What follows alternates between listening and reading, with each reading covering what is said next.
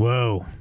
Hey, my friends, welcome to our call-in show where we do this sort of thing where we just kind of take phone calls and see what the heck is going on in your main. I got too much sound coming in here. Let me fix this correctly. There we go. That was too hot. All right, folks, it is Thursday night. So what's going on with you? Phone line is open. You guys can find it at kyleserafin.com if you want to go in there. I pinned it for those who are on the locals channel. If you guys are over on YouTube and you are one of our subscribers over there, you can get it as well. It is in the most recent post available for you. And there you are, right there. You guys are all on the screen. I saw you guys come in early and start chatting it up. I like that very much. I'm interested in seeing what is on your mind tonight. What have you got going on? While you're sitting there, if you guys want to punch the like button, that will boost us up a little bit while people are watching. It doesn't do a ton, I don't think. We're still pretty small doing this thing, and it's once a week. But if you want to get some people stopping by that weren't otherwise planning on being here, that's how you do it. Let's go ahead and just plug the P.O. box, which I have not checked this week. If you sent me something, I will check it soon. The P.O. box for the show, if you want to send us something, whatever your heart desires. Postcards are really cool. 9073 West State Highway 29, Suite 110. It's Box 509 in Liberty Hill, Texas. Should be able to take a screenshot if you're watching on your phone. If you are watching on a computer, you can just go back and watch it again. It's in Liberty Hill, Texas, 78642. The phone number is this month's new phone number. The way we do this, if you guys are new and you haven't seen it, our subscribers, our paid members over on YouTube, the folks that are part of the program that have decided to financially support us, get access to the phone, and the phone changes every single month. So if you're a supporter during the month when it changes, you get a new post that tells you how to jump on with us. It is the 737 number for this month. And I found an app. If you guys have never used MySudo, you should check it out. It's, I don't make any money on it, but it's a pretty cool app. It allows you to get spoof phone numbers or to get duplicate phone numbers. So one phone can have multiple phone numbers, and it tells you where it's coming from. So if you guys want to set up, I think up to 3, I think you can actually get a professional version that has a bigger version than that. But I've got 3 different phone numbers that come into the same phone. It's like $10 a month, and you can swap out those phone numbers, or I think you can pay something like $5 a month or less and have access to them. I don't even think you need to have a real phone service. You just need to have internet. So you can do it right over like voice over IP. Kind of cool. If you've never seen MySudo, check it out. It might work for you for something, business application, kids, something like that. If you know they're going to be on Wi-Fi, you want to be able to have individual numbers for each one of people or something like that. Or maybe you're some like real scandalous person who's running around. You got a bunch of lady friends or dude friends out there in the world. A couple things we got in the mailbox, which I'll share with you guys because it's kind of cool. Right here. This came in. That is a postcard. It came in from Lubbock, Texas, but it is a picture of Billy the Kid. Yeah, there he is. He is not a good-looking man, that Billy the Kid, as my wife was reminding me. Not a handsome dude. Not even a little bit. But there it is. So there you go. We got a postcard. That's cool. Tracy, longtime listener here, sent us her book that she wrote. If you guys want to check it out, it's called Through the COVID Looking Glass and Back, and it's TRACI. I don't know if she wants me giving her last name or not, so she'll tell me if she wants to. But she wrote a book, and if you guys want to read it, her journey, it's pretty intense. A lot of heartbreak in there. I've kind of paged through a little bit. I haven't had time to get too much into it. Let's throw a song on here while we're waiting on our first call for you guys kind of getting yourself together as the audience gathers in. And let's see what we got on the hopper here. How about this one right there? Oh, yeah. All right.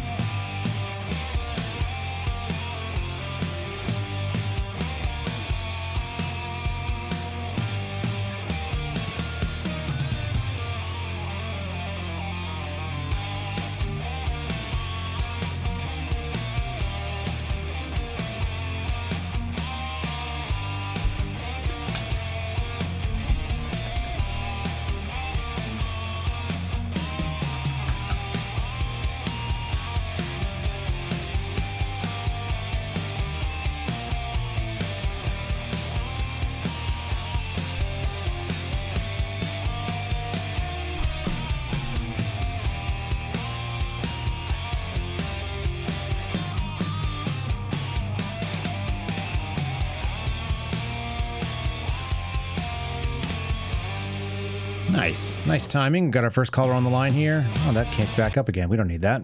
Who's on the line with me? Tracy from Iowa. Hey, Tracy How are from you Iowa. tonight? I'm great. Look at this. I got your book sitting right here on my desk. What do you think of that? I know. It was very exciting to see. It's pretty cool. But yeah, you can give up my last name. That's fine. I should have to figure. You're going to make me try to pronounce it. I think it's Sipiella. Not too bad. Chapella? Yeah. See, you should not. Yeah. You should not have trusted me to do that one. You've heard me. It's okay. I've heard all kinds of different ones. Yeah, anything remotely ethnic, I'm going to screw it up. How are you doing tonight? I'm okay. How are you? I can't complain, although I'm causing trouble left and right. Good. I got all kinds of wild stuff going on in the background here, but you know. Oh, excellent. I have a question for you, and I'm very curious about this because I think I know what happened, but I'm not sure. Okay. So a long time ago, well, not a long time ago, probably about 20 years ago now, I read a book, and it was by a former FBI agent who claimed that everybody that teaches government in a college setting gets an FBI background check kind of thing done on them. Have you ever heard of anything like that? No, I have not. Okay. It certainly isn't something that's currently going on. Okay. But I couldn't rule out, honestly, I couldn't rule out anything at some point in history. I mean, they did do raids on people they alleged to be communists, right? In the teens and the 20s and 30s. That is true. So anything could have been because what happened was I moved out to Wyoming, and I was doing a lot of research on terrorism at the time, and I bought some things that I shouldn't have bought all at the same time. What kind of things did you buy? I probably set off some red flags. I'm sorry? What kind of things did you buy? Oh, I bought a book called American Jihad, an English translation of the Quran and the Elders of Zion, which is just a no-no. Oh, you're a hoot. Okay. That book actually disappeared. It never arrived, and so I had to order it a second time. But I swear that suddenly I seem to have a group of people following me around. Every day that I would come out of work, no matter what time it was, it could be 2 PM or 9 o'clock at night, there was always a brown suburban-like vehicle in the back of the parking lot with one person in it. Oh. And as soon as I'd reach my car, I'd hear their car turn over, and they would leave the parking lot and make a left-hand turn. Well, I always made a right-hand turn to go home. But by the time I got to the bottom of the hill at the signal, there was always like a car behind me with 2 people in it in suits and ties. Now, this is Wyoming. A, nobody carpools. B, nobody wears suits and ties. Who are we kidding? Mm-hmm. And so they would follow me kind of most of the way home. And then when I would get into my garage, I'd come out of the garage and I could see the suburban like vehicle kind of kitty corner from my house just parked there every day for like 4 days. And so finally on the 4th day, I would do something like this. I got to my car and I turned around and I looked at the guy in the SUV and I waved and smiled really big at him. Yeah. Just to make sure he knew I saw him. And then the next day it was the blacked out SUV with all the antennas in a separate parking lot. Nice. But that was the same week that the door handle on my helm, it broke suddenly for no apparent reason. It just didn't lock anymore. So I'm thinking, yeah, I claim I had an FBI team for about 5 days, but I don't know if that actually, somebody was following me. I don't know who, but I read in that book that because I happened to have a government class that I was teaching at the time. So I figured that was the reason. I think it might have been the Elders of Zion too. What year was that? 2006. Yeah. 2006. Yeah, you probably got more flagged for the books and the American Jihad situation than the others. But, good on you. Not mad at you for you should be able to order anything you want in this country. That it is. Well, so surveillance is not a sensitive technique. Talking about them. Yeah. Yep. That's something people don't realize. This was a big thing at the time. They can follow you for any reason. We don't need a warrant. Nobody needs a warrant to follow you around wherever you are. That's public information, as long as they're able to keep up with you, and they can do it overtly or covertly or whatever. So, yeah, it sounds kind of like a lazy ass team, if you ask me. For a tour. Well, one day I took him for a tour of the city. Oh, good. I just started making random turns, got on the highway, got off the next exit, got back on the highway, going back to my... We hate that. We hate that I could stuff. tell they were being annoyed. I know. Yeah. You know why we hate it, though? It's not because of where you went. It's because it requires a bunch of other notes in the log. Yep. Especially if somebody's keeping a turn by turn, it's really, really not awesome to know where they turned off. Especially, and yeah, and when you start doing what we would call, there's a phrasing for it. Let me think of it real quick. It is circuitous and non-logical route of return, things like that. Yeah. There's certain, like those are like alerting behaviors. And so when someone takes starts moving in a way that's not direct to their destination, you start noting that too. It's like, potentially tradecraft or something. Yeah. Good work. Way to go. Way to pick up an FBI and or God knows what tail. It probably was DHS back in the day. What do you think? It probably wasn't the Bureau. And you never know. But that's the thing. The Department of Homeland Security was actually sending me down to Socorro, New Mexico. Have you ever been down there to that class down there? Which class? To the learning how to make car bombs and stuff. No, I have not. I've done a bunch of ropes climbing down in the Box Canyon there. I've done a bunch of rescue work there, but I haven't done anything. Okay. Yeah, Socorro's a cool town. Yeah, I got sent. The class was called Incident Response to Terrorist Bombings and Prevention and Response to Suicide Bombing Incidences. But in any event, DHS was sending me to New Mexico twice. And so, if you would talk to somebody else, you would figure out who I am and that everything is A-okay. But, learning how to make a car bomb is really cool. I think easy, all bombs are really cool. It's really cool. We get ourselves in trouble talking about that, but I think all explosives are really neat. And I'll tell you the nerdiest reason why. It's like it's the purest application of physics that I can think of. Oh, okay. Right. Yep. So you can almost negate almost all of the other things like resistance, and you can negate sort of like air pressure and thickness and so on. And once you get it to go, you're basically dealing with something that you can pretty much just round up to it happens. So especially high explosives. Yep. So you're talking, 20,000 to 25,000 feet per second expansions. It's basically instantaneous for all, intents and purposes at the location. So I think that's really neat. And so you can also see the pure application of force. So you can see, if you line up, did you ever do a shape charge as some of that stuff? A little bit, yeah. When you start having contrasting explosives where it detonates starting at the bottom and then it moves upward in a cone. And so the cone, hits itself at a specific angle and then points downward and causes a jet of explosive material or gas expansion downward to penetrate stuff. It's just neat. I think it's neat. The physics of it are so cool. Simple. It's almost theoretical physics in the way that it operates in the real world. So anyway, that's my nerdiness. I enjoyed demo a lot. I had a fun time. I'll share with you kind of a funny little moment. I left the demo school in North Carolina, and I used a specific backpack that I carried with me out in the field all the time, and it was at the demo range. I can't remember what the demo range was called, but anyway, so it's out there in the day, and you're working with your hands, and you're not cleaning up real well, and so residue definitely real possible on there, right? So this has got to be about 2010. Okay. And I flew into a little airport, which I rarely got a lot of scrutiny, and I didn't fly in uniform, but I had my military ID when I flew. And I flew into a little airport somewhere in Gulfstream or something like that. I don't know, whatever it was. It was a little airport, Panhandle of Florida, something like that.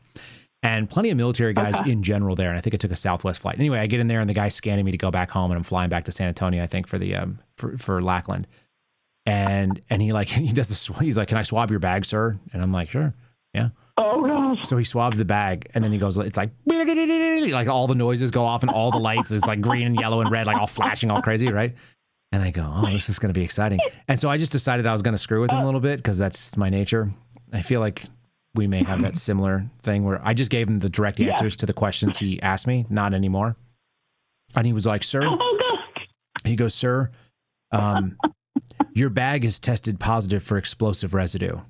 And I said, is that what that noise was? And he said, yeah. And I said, oh, okay. And so I didn't, and he goes, sir, not for anything. Yep. Yeah. He goes, sir, is there any reason why this bag would test positive for explosive residue? And I said, probably because it's been around explosives. That was it. I didn't say anything else. And he looks and he kind of gulps and he goes, were you the one handling the bag? And I said, yes. And he said, were you also handling explosives? And I said, yes. And he's like, huh. Because I don't think he's had to deal with this before in that way. And then he goes, sir, are you in the military? And I said, yes. And he said, did you come in contact with explosives as part of your work in the military? And I said, yes to all those questions. You're doing great. You're doing a great job. I feel like we're really getting to know each other, or something like that. And he's like, this asshole. Oh my gosh, that's so funny. What are you going to do? Yeah, I'm just having fun. Yep. Yeah, when we were all leaving the bomb class that we all went to, because there was a bunch, like 30 of us or so. And when we were going to the airport, they instructed us that we were not to go through the sniffer lines. Right. We had to figure out which one was the sniffer line and avoid those. And I know I was going through the airport and I watched somebody go to the wrong line. So I don't know how long it took them to get out of there, but because we were all covered with bomb residue stuff from there's from nothing the wrong day with anyway. Look, so. like this is America. You know, you can legally own all kinds of explosives. Yes, you can. And I think a lot of people don't realize that, but of course you can. And that's what the ATF is supposed to do, facilitate that. There you go. Yeah, they're just supposed to collect your money and not shoot your dog or you in the head. Yeah. Should we plug your book one more time too while we're doing it? Yes, please. People asked who's on the line here. We got latecomers here. So folks, we're talking to Tracy. Tracy, say your last name. Yep. Chapella. It's Tracy Chapella, also known as Tracy from Iowa. And Iowa. Here it is, through the COVID looking glass and back. There's a upside down picture looking through some kind of a prismatic lens. Yep. Is that the look that you got when you were upside down from the car crash? Potentially? No, it was just the whole COVID just flipped everything, my whole life upside down. So It was just kind of a representation of what I was going through for the last few years. Yeah, that checks out.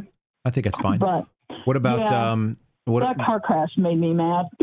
What about any falling upwards or backwards or sideways into your own excretions today or this week that we got to express? Anything like that? No, I haven't done that lately. Any good embarrassing stories you want to dump on us? Because I can think of one real quick if you want. Well, I don't need it. We're not doing like humiliation rituals here. No, I think it's a good story. Yes, I'm more interested in who it was, and if somebody ever finds out who that is, I'd be curious.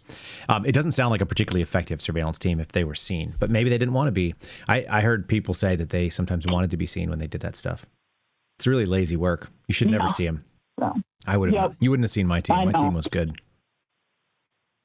We would have followed you all around. We would have found out who all your friends were. Yeah. Yep. Lazy. My phone, I think, is breaking up on you. So. Fair enough. Well, I appreciate your call in. I enjoyed your story, and I'm going to look forward to kind of scanning through. I'm going to try to put some time into reading this book. If nothing else, I will at least be able to know some of the stories, if not all of it. And I appreciate you taking the time to send it out here. So, but it arrived, as you see. Well, thank you for reading. Yes, ma'am. We'll talk to you soon. All right. You have a great night. Bye. You too. There she goes. She got the last word in, didn't she? Tracy is one of our lovely regular callers, and she sent me a nice book, which is really cool. So there you go, folks. Yeah, I'll just tell you this. As a guy who used to do surveillance, actually, the original producer of the Kyle Seraphin Show, who actually told me I had to name it the Kyle Seraphin Show, which I didn't necessarily want to do, was a guy named Producer Phil. He was an FBI agent as well. He's a fantastic guy. You guys, some of them, you follow him on X. And Phil was one of the best surveillance agents I ever worked with. He's got gray hair. He is very nondescript if he wants to. He's an athletic guy, but like you don't know that he's like an FBI agent. And he was exactly what you thought. He's like cool under pressure. He's very calm. He's athletic, but like not, he doesn't, he doesn't walk around like he's going to go, be in a, like an operator unit or something. And he was super, super calm. really, really chill whenever it came down to following people, including when he was all by himself for very long periods of time. He would get, it's called scraped off. You'd be driving after somebody and you'd miss a light, or somebody would cut you off, or they'd make a turn and you knew that if you did it, it would be alerting because you had to change lanes or something. Bill could follow people solo for a very, very long time. And I remember just listening to him on the radio, just like, he was just ice cold, which I always told him. I was always real proud to have worked with him. He's a good guy. And it's a real shame he doesn't work there anymore. All right. We are connecting to another caller. Can you hear me? It says we're connecting. What are we connecting for? That's unusual. Hello, hello. There we go. Now we're connected. Now you hung up. Okay, call me back. Sorry about that. Plus. Yeah. Okay, are we connected? Yes. Sorry. Oh, good. The first time it said it was connecting for about 8 seconds, and I've never seen it do that before. So anyway, the NSA is now connected too. Who am I talking to? It's Colleen. I thought so. I thought it might be Colleen. So I just wanted to mention real quick to everybody listening on YouTube and Rumble and Locals and Spotify and wherever else, Connecticut is quietly having little meetings, and homeschoolers are showing up to protest that Connecticut is trying to basically abolish homeschooling in Connecticut. Tell me more. So call the people. Say it again? I said, tell me more. What do you mean they're trying to abolish it? How is it being done? So first they had a closed door meeting where Democrats were pushing, because they are claiming that if anybody saw, there was a national news story in Connecticut where a child had gone missing at the age of 11 and had been basically kept in a closet by his parents in Connecticut. And they're using that as the excuse to say that it's not safe for children to homeschool. However, in that particular case, that child was a public school student, and DCF had investigated that situation several times and had never done anything about it. So it's not relevant to homeschooling whatsoever, but, that's the lie before that they're going to hang a hat on to try to convince citizens that if they don't go to public school, DCF's going to come knocking. So just thought I'd throw that out there for any people that are still clinging to life in Connecticut. Yeah, why are they doing that, you think? What makes people cling to life in Connecticut? Probably jobs, working at General Dynamics, really good pay, and mortgages. I mean, we just kind of walked away from it all and said, nope, we're going to New Hampshire. It really is pretty there. It's a really beautiful state. And it's a shame that we've had like the birthplace of American liberty turn into a place that is essentially communistic at this point. Isn't that bizarre? Yeah, well, license plates say the Constitution state, and it's laughable. That is, when they drive by. That is ridiculous, isn't it? Yep. I mean, I raised 5 of the kids there. Yeah. And there was no better place, and I've lived all over the country. There was no better place to raise children than Connecticut. But it's just outrageous now. So, that's really and sad. New Hampshire has decided to start having hearings about implementing some sanctuary cities here, but they're getting kicked in the balls pretty quickly. So let's hope that holds out. What happens when they get kicked in the balls? They do something different? Yes, because at least we have a Republican, and there some of them are real Republicans. Okay. Majority up here in New Hampshire, and they don't make money. Like, I don't even know why half of them do it. They make like $150 a year to be a representative or to be a representative in the State House. And so they're not getting involved unless, they're absolutely part of the swamp or they really give a damn. And so they're responsive. Okay. Well, didn't we have we had Colton on at one point. Do you remember listening to his story? He was out of Georgia. Was it Georgia? Colton, Georgia. Yeah, Colton Moore. Yeah. And he said they made about $20K a year. Even so, none of that's that's not a full-time job for most people, especially if they're kind of in their prime years. So it ends up being, and they have to spend money to campaign. Right. So. Right. Yeah, it's like a mixture. And travel. Some people just want to do it because of the maybe because of the clout or because they want access to power, and some people do it because maybe they actually give a damn. You'd hope, but that doesn't seem to be the case here in Texas either. I see a lot of nasty. Texas is going really crazy right now. I mean, we have cousins there, and they were not even aware of some of the stuff that was going on there. You're seeing the same things I'm watching. It's really wild. Yeah, it is. I think a lot of states, well, let's face it, you know, if you're a government of, for, and by the people have to pay attention. The people don't pay attention. They're not, right. But you can't really blame anyone. They're trying to get to Little League and get to their jobs and mow their lawns and feed the dog and, right. You know, so, but unfortunately the responsibility is on us to say, you know, wait a minute, what the hell are they doing? You know? No, you're exactly right. Somebody sent me a message. I was going to see if I could remember where it is here, because someone sent me a message and mentioned that there was an election, and I may have already missed a chance to talk about it, but there's an election happening nearby. I don't know where it went. Maybe it's on a different email. In Texas? No, it wasn't the Texas election. There was another election in unclear. Well, that's what happens if you don't send it to my if you don't send it to my work. Oh, that's who somebody sent it to. Special elections on Michigan. It was the day before yesterday, which I didn't check until later. I don't always check my other emails, so that's what happens when you have too many different ways to get connected. But yeah, if people don't get involved, and a lot of people don't, they don't know what's going on.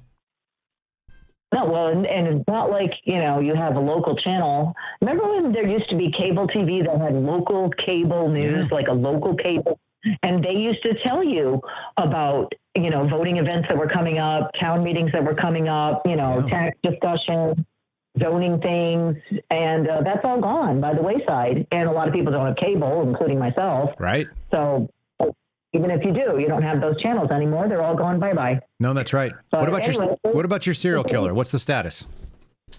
So far, they got 11 bodies now. Two had, it's getting the scary one, the real, you know, the one I detailed a couple weeks ago, was determined to be a live-in person with the guy, not a serial killer type situation. But a lot of us are still suspicious, because how do you go from never being a serial killer to dismembering someone and putting them in a suitcase? So that's kind of a big jump for a guy that isn't a serial killer. So step one was murder somebody and cut them into pieces. Yeah. Yeah, no, that was his first time out of the book. Yeah, that's kind of a hard jump in, isn't it? I would think. I would think somebody would have seen red flags or a couple of charges for at least an assault, but hey, whatever. Yeah, well, that's pretty wild. And so does it sound like that this is still somebody at large, and then there might be a secondary person who also jumped in and did something wild? Is that kind of what we're hearing? What we're hearing is pretty much crickets. Yeah. You know, all we're hearing is that there's no threat to the public. Always. So a lot of people are kind of outraged on different Facebook groups and discussing it, that, you know, every time they always say there's no serial killer there's no serial killer. And then, you know, after body number, I don't know, then they say, oh, it seems we have a serial killer. So whatever. They did that. They did that in Austin too, as well. They were telling us no serial killer. And then maybe a serial killer is still ongoing. Scary. Yeah, I mean, scary. I don't know. You stay out of these kind of places. The one of the stories that's being highlighted. What the FBI is for? Say it again. I said, isn't that what the FBI is for? Not really. I mean, everyone thinks so, but I was on one serial killer case the entire time that I was in, and it's not common. And then more importantly, I guess, is that we didn't really do anything except watch him. And then he was arrested by the PD when he landed. He had traveled to the DC area, so we kept an eye on him while he was running around. And then he got picked up when he went back to Anchorage in Alaska, which was really pretty wild, actually. His story's out there, and they grabbed him right when he walked out of the plane and took him into one of those little interview rooms in the airport. And they said, "Hey, are you a serial killer?" or something to that effect. And he goes, "Yeah." They're like, "We know you killed some women. How many did you kill?" And he goes like 9. And they went, "Oh, but they only knew about 2 of them or 1 of them." Holy shit. Yeah, imagine that. And he was like, "Okay, well, you need to show us where you dumped them." And he was like, "Okay." So then he did.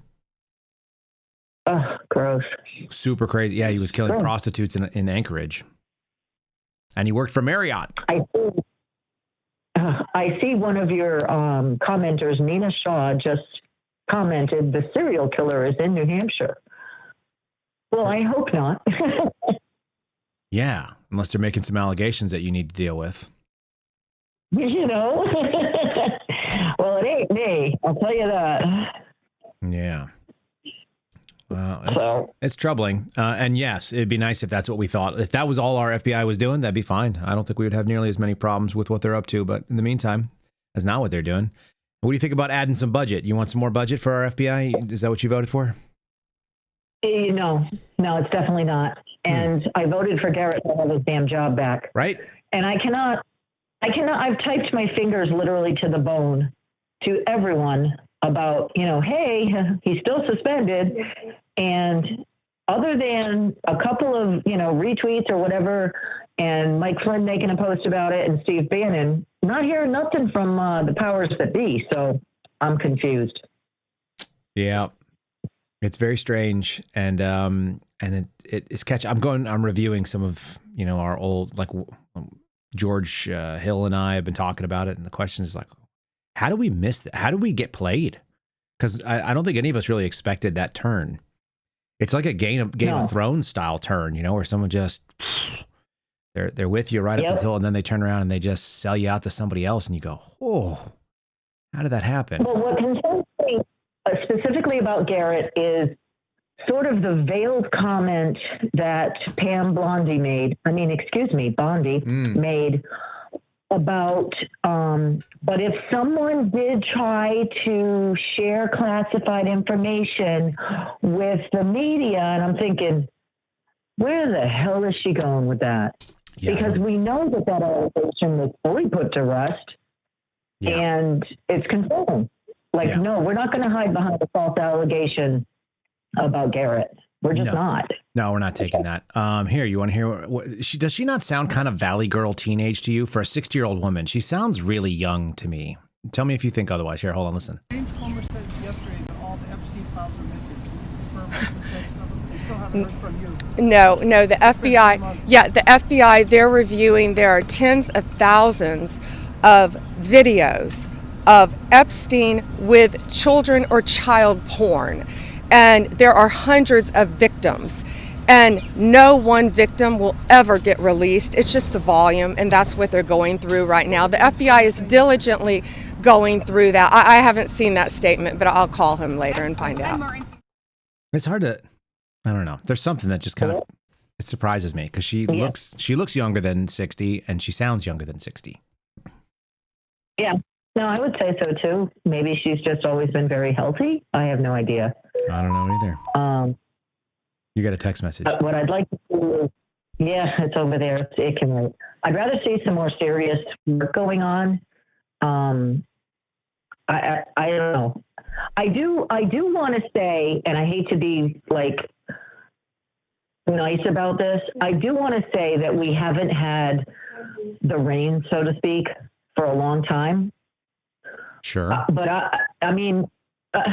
I would say when we start to hit the 90, 100-day mark of Cash being in charge and Bongino being in charge, and we're still not seeing anything, but, it's coming and this, that, and the other, I'm going to be listening a little more to what Mike Davis has to say at that point, and Tom Renz, because they're getting a little tweaked on this as well.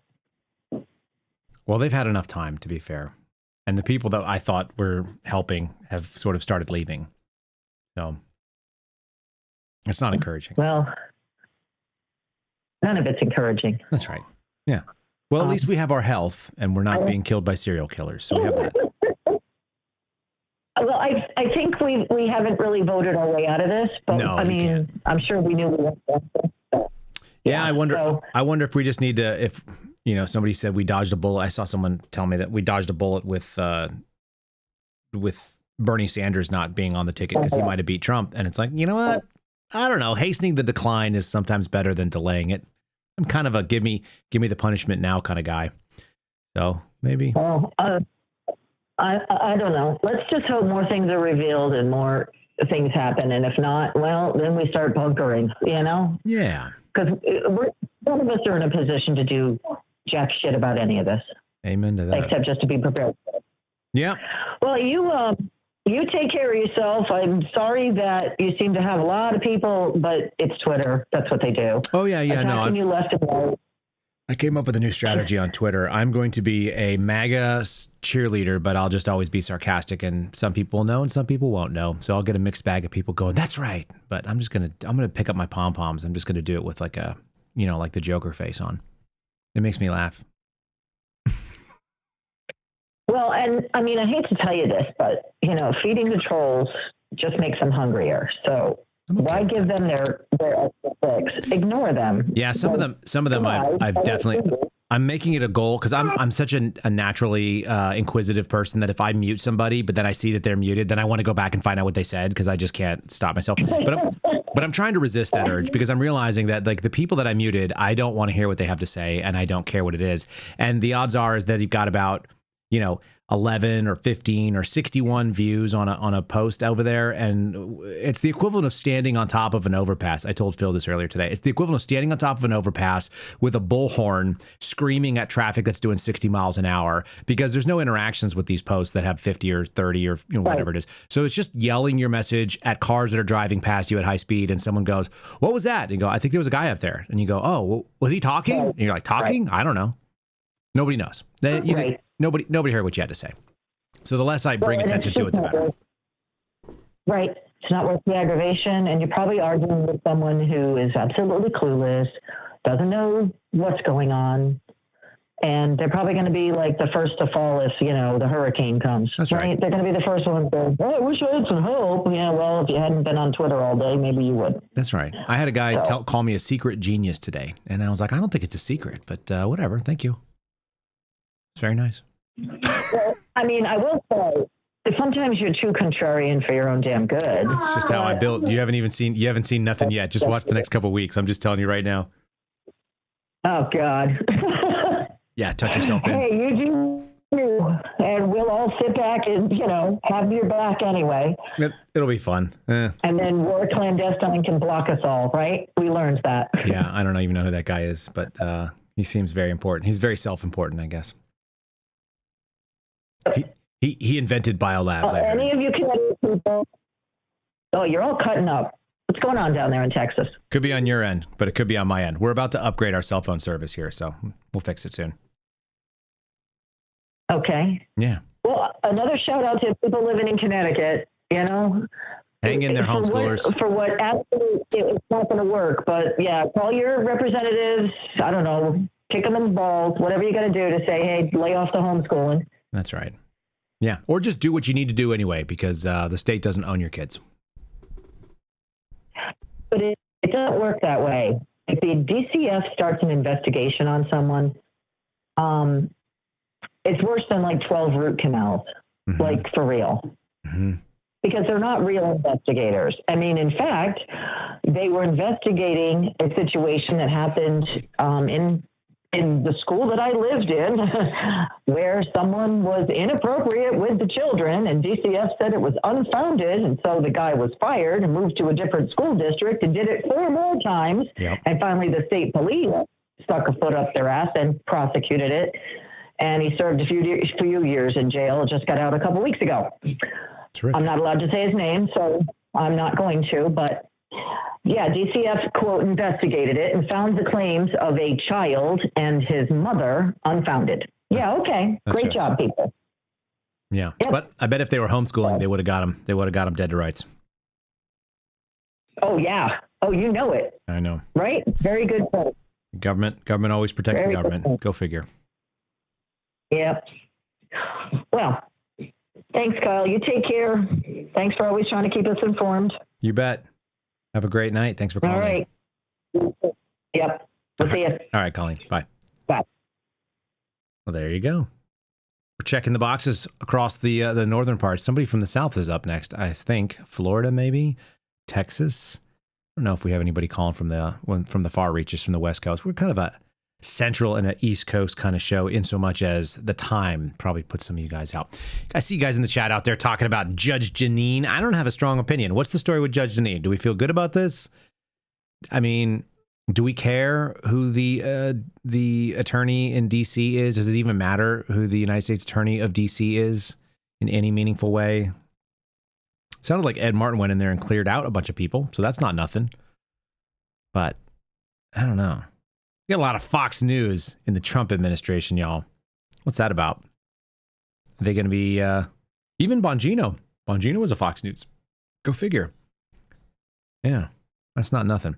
All right, let's get you all riled up here. I've got your favorite. Stand by. Stand by one. Here we go. What's your name? What? What is your name? Tony. Fuck you, Tony. What's your name? Ezekiel. Fuck you, Ezekiel. Fuck you. Fuck you. Hey, you know what I did last night? You better not bring my mother into this. You know what I did? You better not. I broke that fire over there. Oh. And I fucked your mother next to it. Fuck you, Ezekiel. Fuck you. Fuck you. Those are some of the rudest, most inappropriate birds. We got a shout out coming in from Phoenix, Arizona. Christian Carlson. Hey, Christian. Thanks for saying hey. Yeah, I think there's some Arizona folks. We got an interesting contingent of Arizona. That's where my folks are at, actually, of all things. So we got a couple of Arizona types hanging out with us. All right, phone line is open. It is the 737 number. Again, the way that it works over here is you got to be a subscriber either on our locals program, which you can be. That's where we ended up with the name. But we've opened it up to people who are subscribers on X as well. If you're a subscriber, it is in the subscribers only post. It's the phone line that's listed in there, and we change it once a month. So that's the way that kind of plays out. The phone number changes on a monthly basis, and the new post comes out basically every time we do one of these streams, and they're on Thursday nights starting at about 8 on Eastern. Today I was like a minute or two late. I didn't mean to be, but we got it going. We've had a couple folks call in and tell us about it. I'll tell you guys about our P.O. box if you want to send a card. If you are not the kind of person who wants to get your voice on the phone or say your piece that way, you can always write to us, and you can do so at 9073 West State Highway 29. It's Suite 110, Box 509, and that's in Liberty Hill, Texas, 78642. And we got a caller on the line. So who is on the line right now? Sherry. Yes. And how are you doing? I'm doing fine. Fantastic. I'm just kind of curious. Epstein, the whole, to me, it's always seemed like there's more to Epstein than, abuse. And actually, people have blown off the idea that he might actually be involved in managing money.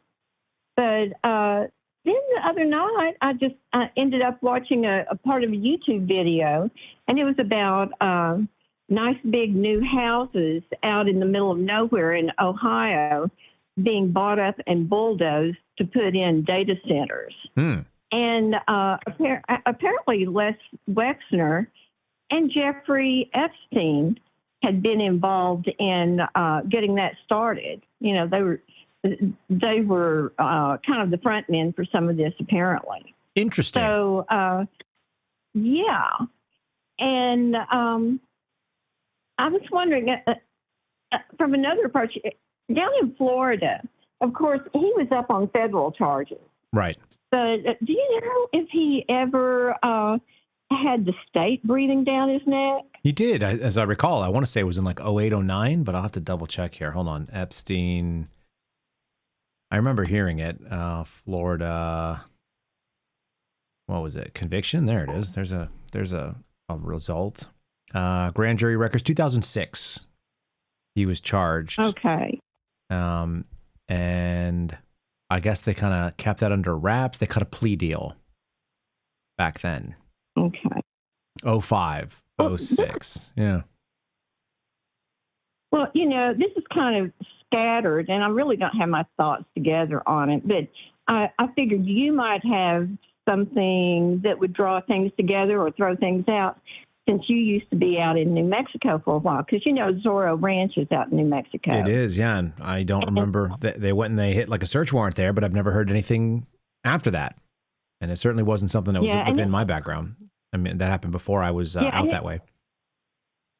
Okay. Mm-hmm. Yeah, the ranch sold, and apparently the Scientologists have something there too.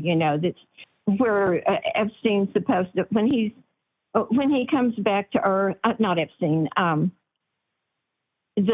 Ron Hubbard. They're saying that when he returns to Earth, he's going to come back to this place that you can see from the sky. I mean, there are overhead pictures of it. You know, it looks like a couple of circles with like a diamond in the center of each of them or something. Good. I mean, it's craziness.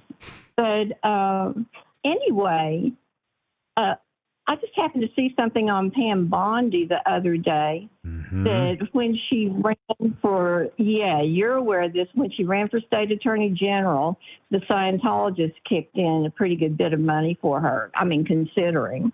Interesting. And they have a big installation around Clearwater, Florida. But I was wondering if maybe Epstein, I don't know, could he have been managing some money for them or, you know, getting some insider knowledge? I mean, when you really look at him, he stands off from the disc. Had these researchers who are in basic sciences. It's like, you know, gravitational waves and things like that. But if you really want to know good investment information, for some real good insider information, go to the researchers. I'm just pulling up some of the stuff you got about New Mexico. Yeah. Look at this. I'll put it up on the screen for people. Yeah. Okay. This is the New Mexico property. It's in Las Vegas, New Mexico. This is the interlocking diamonds and the circles that you can see from the sky. So I threw that up there. That's from a 2016 article. Yeah, you always want to follow where the money goes. You know what? You never hear about it anymore, do you? Because that was the original story, was that he was a financier and he was this big money guy. He was a hedge fund guy or something to that effect. He just happened to have like influence in girls. And now we've completely moved past that. We don't even acknowledge that anymore, as far as I can tell. Everything just has to do with the girl thing. And we just basically accept that he was sort of like an intel asset that ran around. But like, what was his underlying business was always about money. You're right. Yeah. And I saw an article, I think it was in Science. Okay. And it wasn't like I was reading Science. It's like I was looking up stuff on Epstein. And apparently the Scientologists will have their members sign 1 billion-year contracts. And they think that everyone's soul, their spirit comes back, you know, circles around and around. And so there's really no such thing as someone who's underage. You know, you're not into pedophilia because their ages really don't count, because these are old spirits that are coming around and around. So we're just talking about I don't know. Yeah, I'll have to look up the billion-year contract. I'm looking at their Tremetina base, which is in Tremetina, New Mexico, which I guess is near Las Vegas, and that's what they call it. And anyway, this is the worst kind of thing that you can do to me. You could put me on these little rabbit holes. I used to do this when I was working in finance. I would get bored and I would just start like just digging into weird stuff, and I would just find myself reading about things that didn't matter to my job. And I'd be like, why am I reading about the Black Cauldron right now? Which was like the predecessor to OSS, which was the predecessor to the CIA. And I'd be reading about it. I'd be like, Herbert O'Yardley, what an interesting character that guy must have been, you know? And then I'd look up and I'd be like, oh crap, what time is it? What am I doing here? Yeah, well, I was just wondering if you might have some insight on that, but I don't. I feel like I should. I mean, it sounds like you have insight compared to me. I know a lot. What I know about, and what I don't, it's kind of like, maybe I should learn more about that. It's kind of like when people hit me up about stuff that happened in New Mexico. There's a lot of weird stuff in New Mexico, as you probably know. Yeah. Well, and also I was thinking, the Scientologists kicked in for Bondi. I think she ran in 2010. Okay. So that's just right around that time there.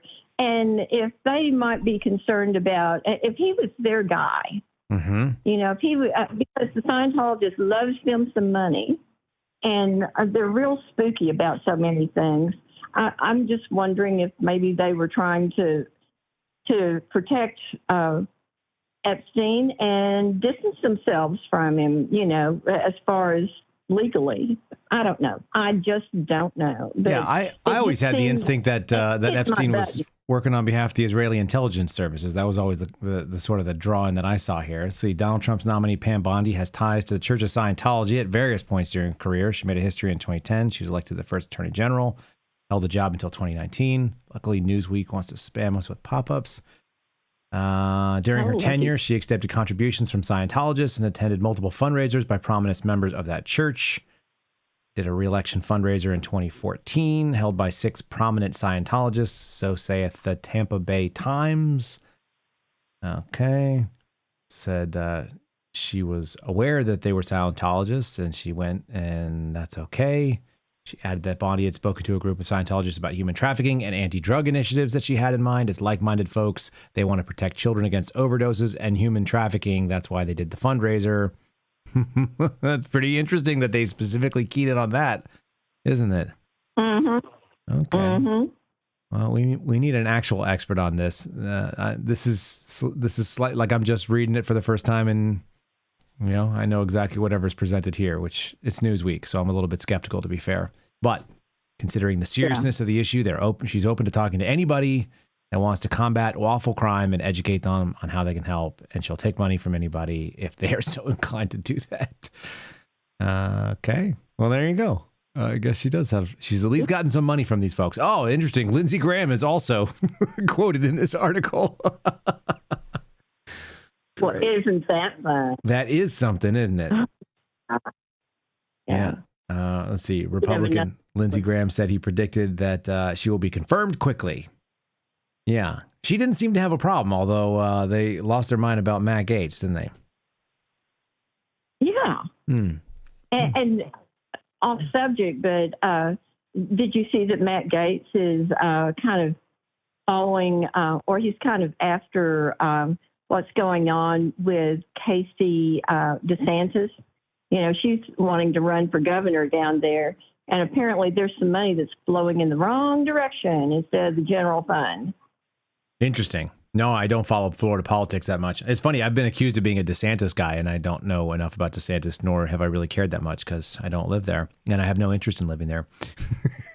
Not even a little bit. Yeah. Actually, my dad used to live in St. Augustine, and he had a kind of a nasty run-in with the city. He worked for the city of St. Augustine and ended up suing them because they kind of screwed him out of a position he was working in for several years as a contractor, although he was basically a city employee by all rights. And I don't know. Between the culture is not my favorite per se, but more importantly, I think the weather doesn't agree with me. It's too hot down there. I say that as someone living in Texas, but it's too hot. Yeah. Texas is too hot for me as well. I just have to hide inside right now. I heat stroked out when I was in 2010 when I was in North Carolina, and I've never quite been the same in the heat. So I try to run away from it, and I'm trying to find the happy medium for my wife, but I think she's just going to end up cold pretty soon. That's just what's going to happen. We got to go cold places. Yeah. Oh, well. It's a medical condition at this point. Yeah. Yeah. Well, anyway, I just wanted to run that by you because it's just kind of tangled up in my brain and it's bothering me. And so I thought, well, why don't we just bother Kyle with it instead?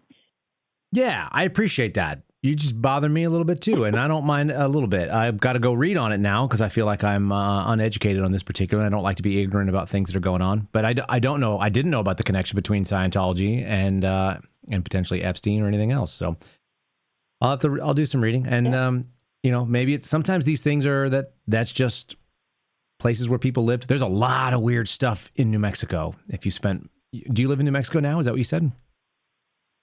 No, I live in East Texas. Oh yeah, you live in America still. On the other side, I live south of Jefferson, Texas. I live about 15 miles south in Marshall. 25 something. Oh, I know where that is. Yeah, sure. Yeah, Marshall's a good place. There I be. It's still America, but New Mexico is a real strange animal, and it's got a lot of weird little places. And it's one of the. Did you ever go to Hawaii? You ever visit Hawaii? No. Well, you're not missing the ton. You've been to Dallas. I like that. That sounds like a country song. I've never been to heaven. Really, never been to heaven, but I've been to Oklahoma. Yeah. Actually, I lived in Houston for 35 years. I actually am not all that much of a country girl. That's fair. But for whatever it's worth, Hawaii, when you go, in my experience, especially the places where I went, it always felt like it's outside the United States. It's culturally so different, that it doesn't feel like you're in the same country, and it's so isolated it feels the same. New Mexico is the only other place I've been in the union that feels that way. I've been all over the South. I've literally walked from Texas to Florida, and it all feels like America, different versions of it. But New Mexico is a different animal in a major way. It just feels different and older and weirder and kind of spookier. It's like more things are possible and or probable out there for some reason, because it's an odd place. Yeah, spooky is a word I would associate with New Mexico. Yeah. I mean, it's interesting driving through there. Sure. But, No, it's beautiful and rugged and ugly and backwards and sophisticated. And, like I said, it's got ancient culture, but it's got like meth heads too. It's a real weird place. Having lived in Albuquerque and lived in Las Cruces now, and having been through them a bunch of times as well when I was traveling, it's just an odd place. We used to call it the land of entrapment when the guys would come there on the military base. Do you know that story? No. They call it the land of entrapment if you get stationed at Kirtland Air Force Base, because something like 80% of the men in any career fields that are based in New Mexico find themselves married to a woman from New Mexico, because the ladies are pretty quick to find somebody to tie up with and get the hell out of New Mexico. It's a thing. Smart women. I'm not mad at them. And there's some beautiful ladies in New Mexico. So, good for them, I guess. They figured out what the problem is, and they've figured out a solution as well. Just grab a hold of some airmen and get the hell out. Yeah.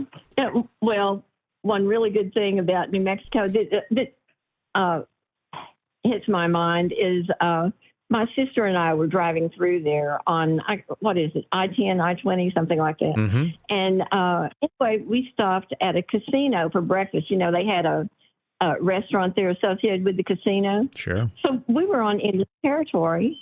And when we got ready to pay our cabs, no sales tax. It's like, you're kidding me. It's not bad. Felt so free not having a sales tax. Yeah. Well, just imagine if somebody were to grab you and then never let you leave. That would not feel free. And yeah. My questions on Indian reservations are significant. There's a lot of weird stuff that goes on. Although I used to be guilty of going down when I was stationed on the Air Force Base in Kirtland. I would take my motorcycle out, which I wasn't supposed to have, and I would ride out of town and then south down, I-25. And I would pull into the Hard Rock Cafe, which was being run by whatever the heck the Indian reservation that escapes my mind right now. And we would play, like $1 blackjack for a couple of hours and then come back to base and then re-enter the world. And it was always kind of a sketchy move. I went like, someday this is going to come back and haunt me. It never did, thankfully. But I think if my command had found out I was doing that, they would have been displeased with me. I wasn't even supposed to have a motorcycle, let alone hanging out in casinos. But got to take some risks in your life, huh? Oh, absolutely. Yeah. Anyway, well, it's been good speaking with you. Likewise, I will do some reading. I may know things more or I may know nothing more. We may be in the same boat, but I appreciate you putting the things that are in your head into my head too. Okay. Well, thank you, Kyle. You have a good evening. All right. Yes, ma'am. Have a good one. Okay. Bye-bye. All right. So there you go. I needed to learn more. I've never actually found I've never been preoccupied with Epstein. And I don't know why that is. Maybe it's just because it's like I knew that there was never going to be an information. I was never going to get all the information on it. So it wasn't the case that I was obviously going to work. And it wasn't all being presented in the news media. You could tell there was so much spin around it that I guess I just never read on that. But I do find Scientologists to be quite interesting, particularly because I used to see them all the time when I walked to work in San Francisco. That's going back 20-something years ago now. So there you go. All right, we'll take one more call and and then we'll call it a night, but let's bring on one more caller. Who are we talking to? There was never going to be. Someone's got to turn me off in the background. Hi. There we go. Yeah. Hi. It's Lori. How are you? Hi, Lori. What are you doing? Well, you asked for somebody from the west side, and so here I am. You're kind of representing the east side too, though. Yeah. Well, I'm bipolar or bicoastal. Or both. Or both, yeah, definitely. How's life in the new digs? So, it's been interesting. Why are you so enthusiastic, you think? It's been interesting. Let me put it that way. Regale us with some tales. Okay, so I don't know if you knew that I think I might have told you last time I called that the first house that I bought is a money pit. Yep, and you're buying another one and you're selling the first one. Like I'm a real estate baron or something. Nice. No, I'm just going to be broke. Nice. Wait, did you say you're keeping both? I didn't hear that part. It cut out for a second. No. Yeah, no, I'm not keeping both. Okay. I am not a real estate baron. Got it. So so bought the other house, was supposed to move. My dog has been in and out of various medical situations, and it's been costing me a fortune. And then I'm in a battle with my job again. I got into trouble for reporting bad data, so that was a whole other thing. And my moving company just texted me or emailed me today that they have to move my move date again to May 24th. So, yeah. That sounds problematic. Is there still time to move all your stuff, or is that going to be moved to storage and have to make you do 2 moves? No. Or do you have to move the closing dates? Well, no, not the closing. It's the move date. I'm already closed. I've already owned both of these things. So it's just a matter of. So you got to move into the second one, and then you got to unload the first one at some point. Yeah. Correct. Yes. So.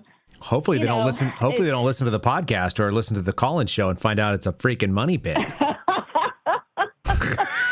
Well, from what I understand, the realtor said that so the first thing was I want to put new carpet down in the old house and get it painted before I leave, because my mom always said, leave a place better than the way you found it. Yeah.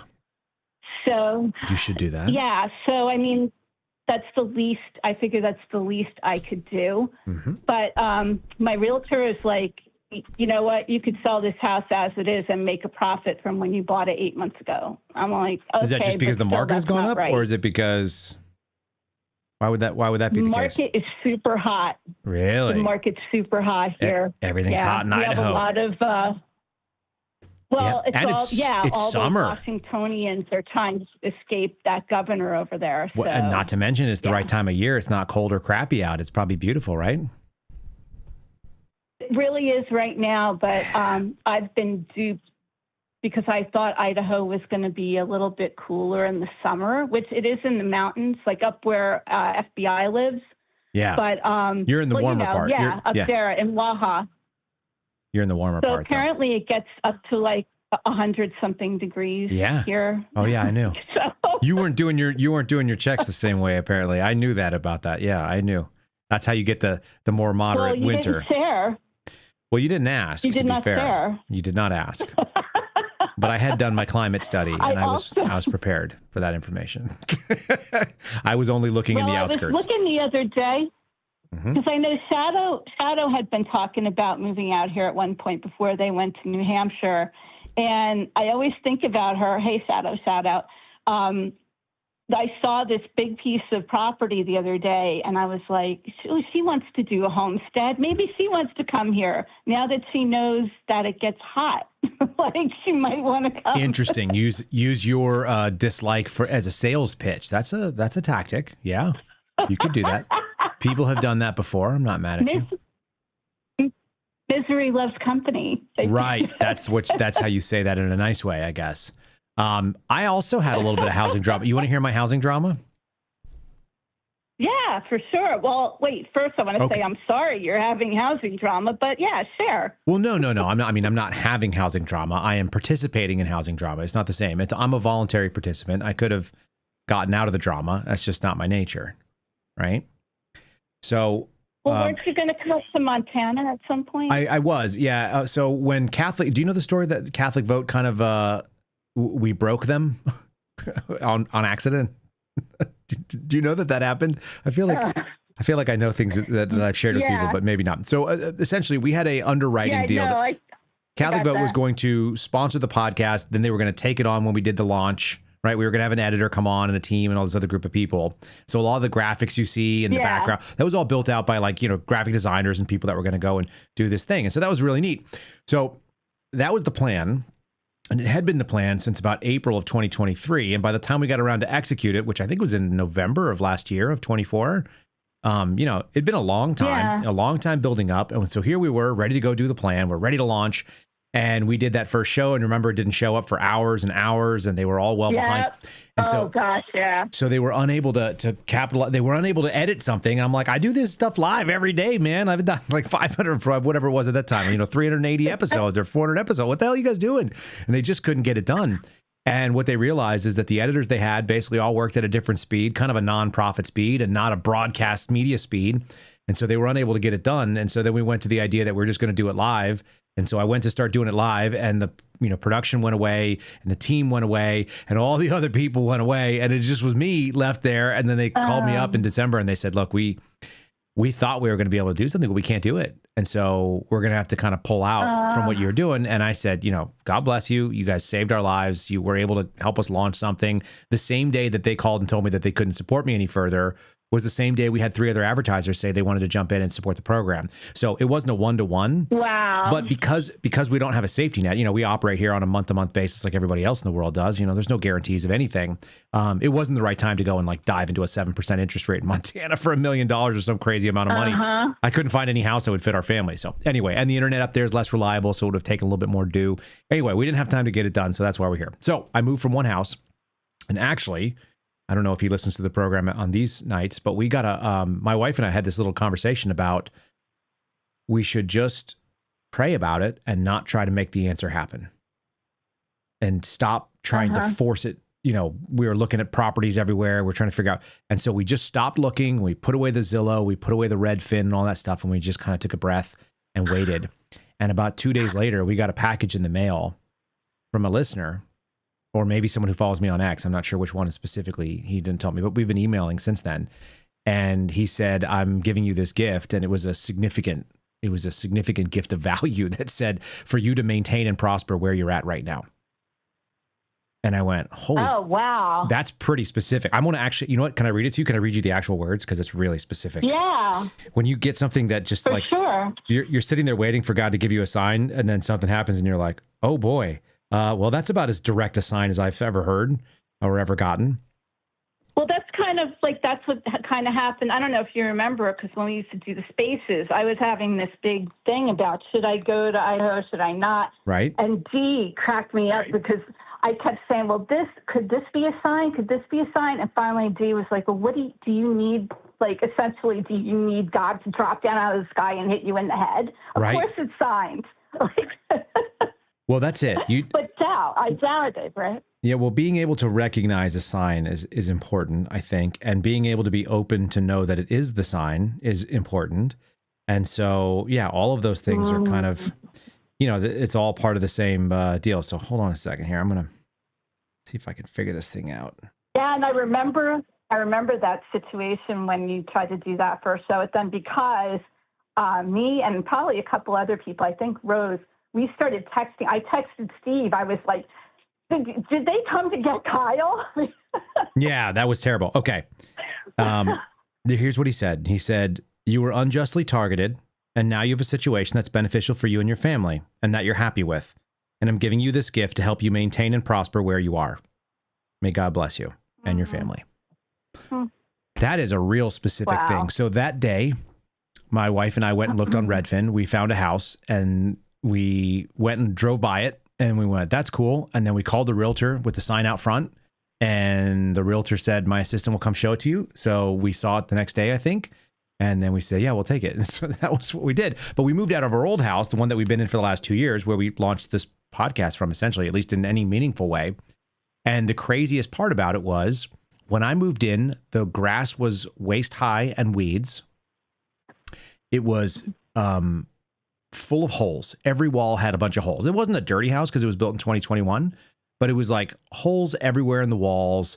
It had some black mold in one of the kitchens. There's a bunch of it was just like, it wasn't clean, and it wasn't the way I would leave it move out status. It wasn't move in ready.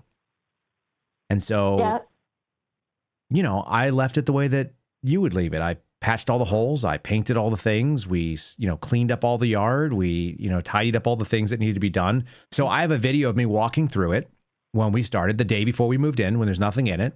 And I have a day of, walkout video in the same way, exact same stuff. It's showing all the holes, all the things I patched, so on and so forth. And you can see the condition move in, move out. And it's not even close. It's not even close how much cleaner it is when we left. Anyway, our landlord, who was following the advice of a property manager, decided to not contact us. We moved out on the 31st of March and didn't contact us. And I reached out on this Sunday when it was already in May. So 30 days had elapsed, zero contact at all. And they've got our deposit, almost $2,700.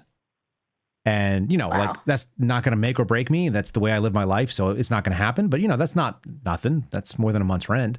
So I'm like, hey. And it's the principal. Well, yeah. And I've never not had a deposit. I've gotten my deposit back everywhere I've gone because I always clean up well. I've had people thank me and say that they would have paid me more if it made sense. It's like, you just do it the right way. But the state of Texas has very specific laws, and yet they have to return your money within 30 days. Otherwise, they can't ask anything. They can't hold anything back. They have to give you the whole amount.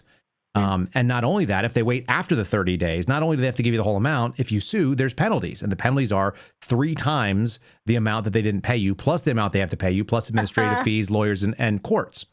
So I reached out to him on Sunday and I just said, hey, man, you didn't return my deposit and you need to return you need to return my deposit. And he said, well, I'm waiting on the property manager to tell me the condition before we do it. I said, well, it's too late. Like, it's passed. It's been over 30 days. Here's the state law.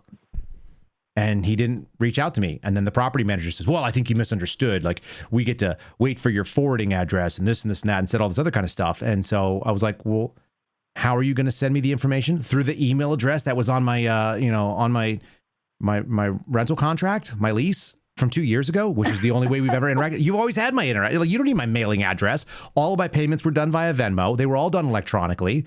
All the contact we've ever had has been over email. So what the hell are you talking about? You don't need my forwarding address. And if you mailed it to the old address, it would go to my new address because I have forwarding with the mail service. Give me a break. You don't need my freaking mailing address. And by the way, the state law doesn't say anything about it being a mailing address. It just says a forwarding address. Of course, they have an address that they've done all the things to the point where the property manager says, we will send you a link for, with the pictures we'll send you a link with the pictures of the house, the move-out conditions, and any amounts that we're going to deduct. And I said, and by a link, you mean you're going to send it to me electronically through the email address that you already had for the last 2 years? Thank you. I appreciate that. And then, of course, they actually did send me a link. So you can imagine me. I don't know when to put my sword down. So I used some artificial intelligence and I drafted a lawsuit, and I went down to the county courthouse day before yesterday and I filed a lawsuit for $11,000. Good for you. Because you can't. I'll bet if you were like 5 minutes late paying, he would have been able to find your email really quick. When I was late to pay, which happened occasionally, I would forget something, and I would forget to pay, or I thought my wife did it or something, and he would text me and he would say, hey, Kyle, I haven't seen the rent pop up. I would have it there within like the hour because we did it via Venmo. So it was like, oh yeah, it's done. It's instantaneous. Like, you got it. No problem. Sorry about that. And I would always apologize. So if I had told him like 5 days after the deadline, hey man, you haven't returned my deposit. And he was like, oh yeah, sorry about that. And he returned it that day. No big deal. Like no harm, no foul. But I actually gave him a full extra day, the full Monday. And they were like, yeah, they went out and did the inspection that day instead of doing what they should have done, which is just return the deposit. So anyway, you screwed up when you do that. And then immediately I got the county clerk sent me the notice of a thing. And it's like a letter that says like the county's letterhead. And right in the first thing it says, it all bold. It says, you have been sued. And then it says like, you've been served by the following thing. So I had to pay a constable to go out and deliver the service to the property manager because the guy doesn't live locally. And then you ready for this one? Laura, you ready for this?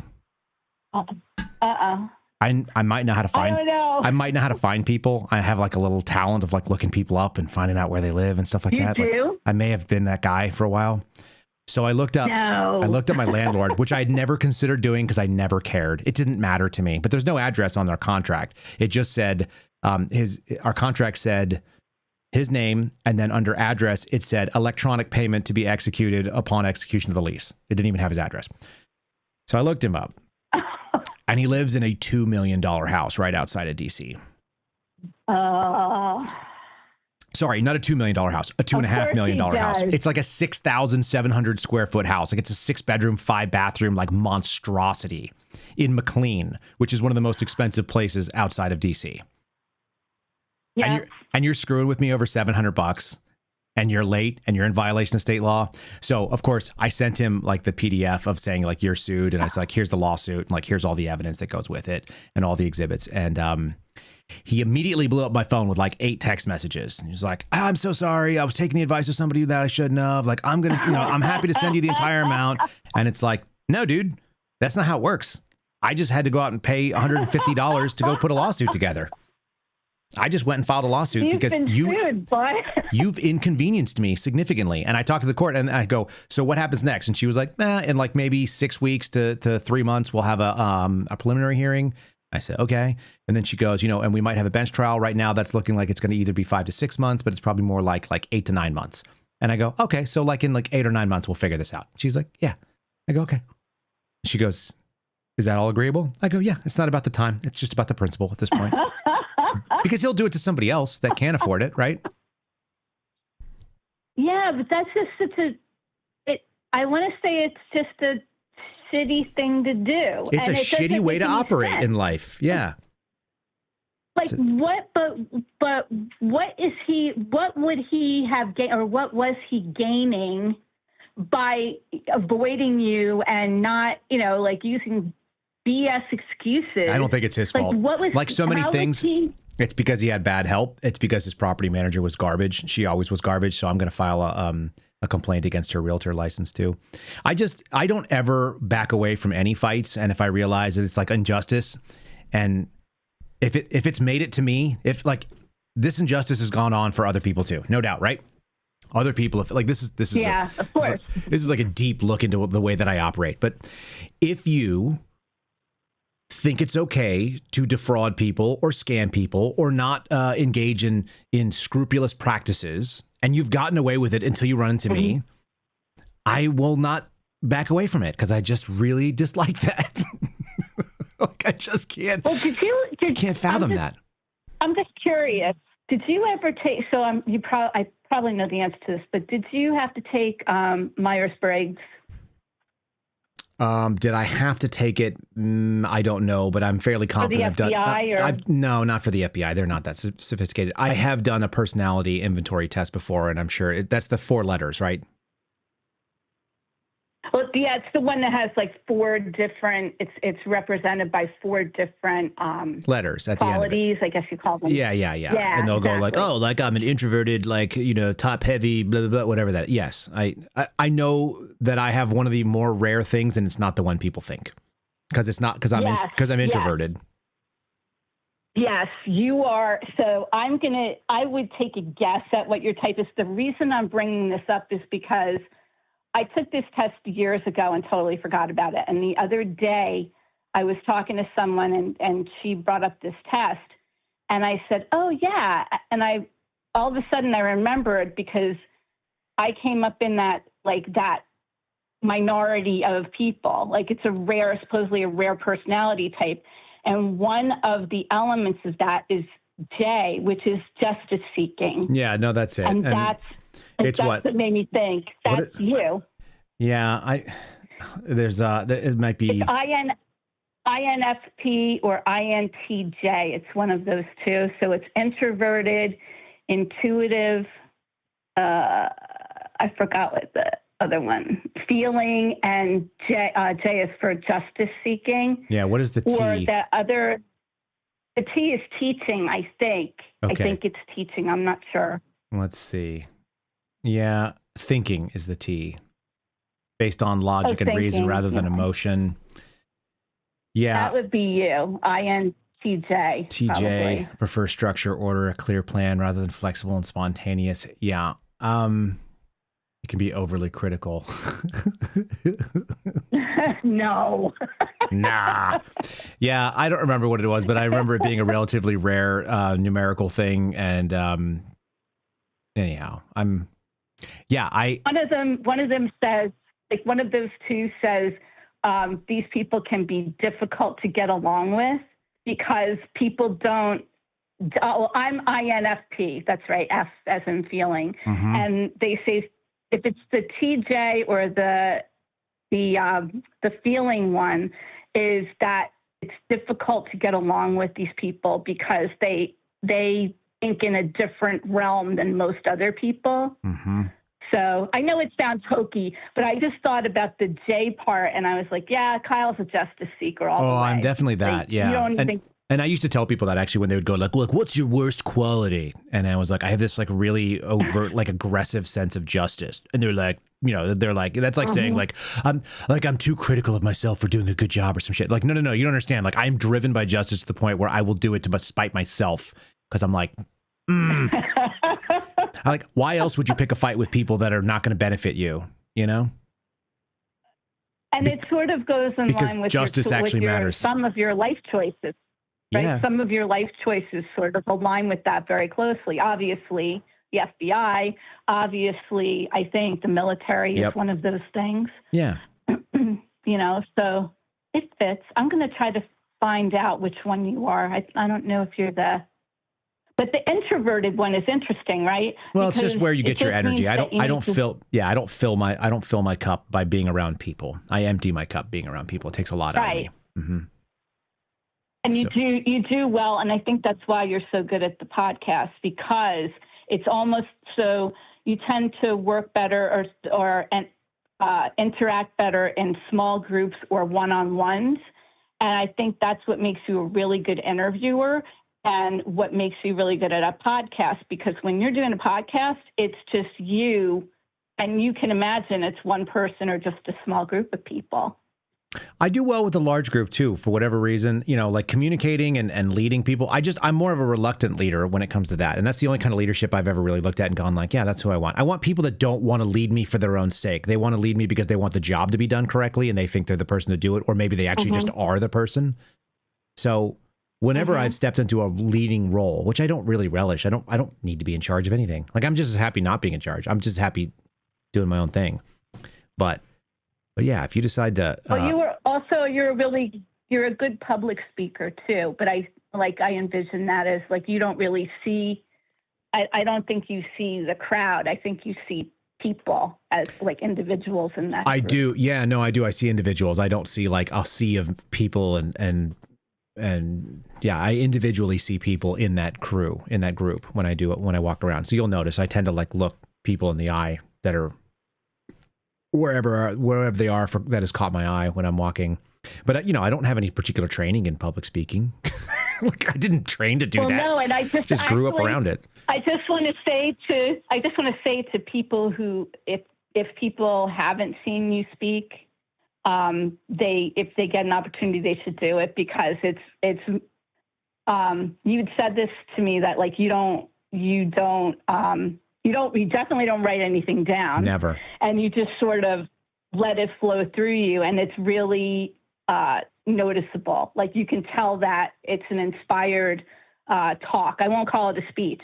It's an inspired talk when you do that. In fact, you do a really good TED Talk if TED wasn't so sleazily liberal. It's a good way of saying that. We'll make it a word. It works for us. Yeah, it is.